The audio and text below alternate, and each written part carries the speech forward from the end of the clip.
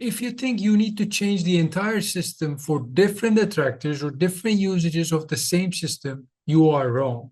In this video, I'll walk you through how you create the same system with different input variables so that you'll get similar results by changing the input geometric variables. So the problem is that many grasshopper setups get rebuilt every time when the input changes. It can be a curve, point, whatever. People often change the whole system.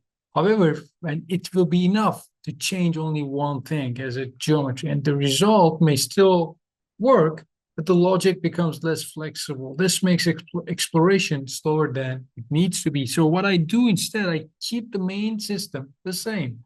I change only the input that drives. I use one setup to different attractor sources, and this helps me compare behaviors without rebuilding or changing the definition starting from scratch, and the system stays stable while the input changes. So let's take this example again and use some different outputs. So in this case, the driver is the curves, right? When we have the pull geometry component here. Instead of a curve, let's put some points. I can put the points and I can say point. Maybe I just make this white, and just these guys as another group.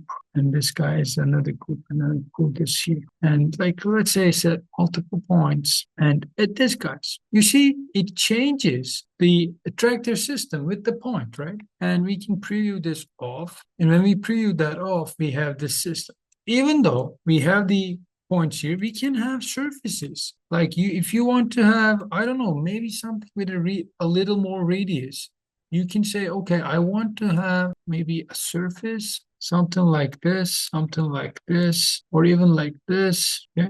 And you can say planar surfaces to these. I can flip this as well. Select these surfaces as multiple surfaces. And just to be safe, I want to delete these curves because when I want to select different types of geometries, things can get a little messy. I can add this to this group and I can add this to here. And when I add this, you see it changes this time based on these surfaces. Yet what I can do to come up with this decision, instead of using them separately, I can automate this decision. If I grab a stream filter, I can have 3 gates, 3 slots, curve, point, and surface.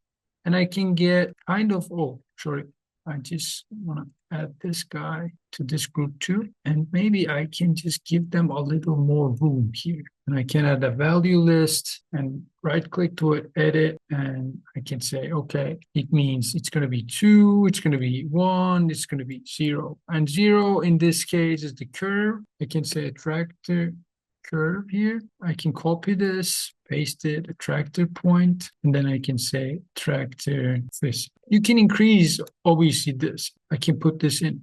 And when I put this in, you see attractor curve is selected, and I put this guys in, attractor surf points are selected, and attractor surfaces. So if I put this down, what I started to get is simply whenever you change this, you have a different result, right? And in this case, what I can do, I can add this to this group as well. And maybe I can pull these guys here. And this will be your automation area. So I can maybe group these guys all together and add this guys to this group. So I will have a little better spacing.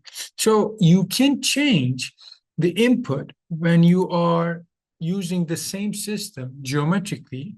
And this will become a lot more helpful because the setup is the same and it's easy to compare. It will give you more chances to explore, and the logic becomes easier to understand because you're putting the same thing as an output while changing the driver inputs.